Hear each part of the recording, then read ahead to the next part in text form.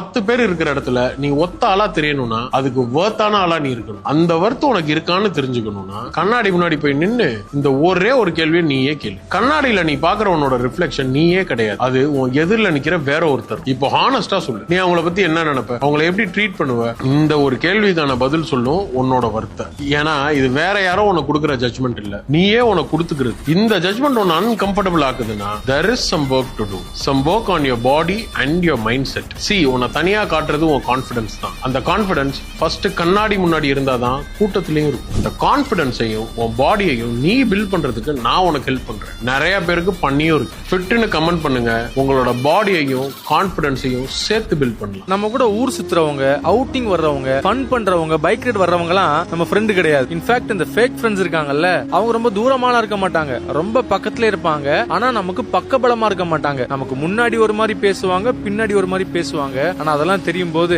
மனசு ரொம்ப வேதனையா இருக்கும். நம்ம தப்பு பண்ணாலும் அது ரைட் அப்படின்னு சொல்லுவாங்க. நம்மளோட நல்லதுக்காக கிடையாது, அவங்களுடைய கம்ஃபர்ட்டுக்காக. நம்ம ரொம்ப ஃபீல் பண்ணி நம்ம பர்சனல் விஷயங்களை ஷேர் பண்ணிருப்போம். ஆனா சம்பந்தமே இல்லாம இன்னொருத்தர்ட்ட நம்ம பர்சனல் விஷயத்த அவங்க பர்சனலா ஷேர் பண்ணிருப்பாங்க. நமக்கு சக்சஸ் வந்தா முன்னாடி ரொம்ப சந்தோஷமா இருக்கிற மாதிரி காட்டிக்குவாங்க. ஆனா பின்னாடி அவங்களால அதை தாங்கிக்கவே முடியாது. சோ ஒன்னு சொல்றேன், நல்லா புரிஞ்சுக்குவாங்க. சிரிச்சு சிரிச்சு பேசுறவங்க எல்லாம் ரியல் ஃப்ரெண்ட்ஸ் கிடையாது. நமக்கு கஷ்டம்னு வரும்போது தோளோட தோள் நிக்கிறான் பாருங்க ஒரு நண்பன், அவன் தான் ரியல் ஃப்ரெண்ட். ஏதாச்சும் பிளான் பண்றீங்களா? யார்கிட்டயுமே சொல்லாதீங்க. முக்கியமான விஷயத்துல ஒர்க் பண்றீங்களா? சத்தம் இல்லாம பண்ணுங்க. தோத்து போயிட்டீங்களா? திரும்ப சைலண்டா ஸ்டார்ட் பண்ணுங்க. ஜெயிச்சிட்டீங்களா? உங்க ரிசல்ட் பேசட்டும், நீங்க எதுவுமே பேசாதீங்க. Always remember to be silent. Let your success speak, because success makes the loudest noise. நல்ல நேரம் சொல்லுவாங்க. நமக்கு நேரம் நல்லா இல்லைன்னா தப்பான ஆட்கள் நம்ம சந்திப்போம். தப்பான ஆட்கள் நம்ம வாழ்க்கையில உள்ள வருவாங்க.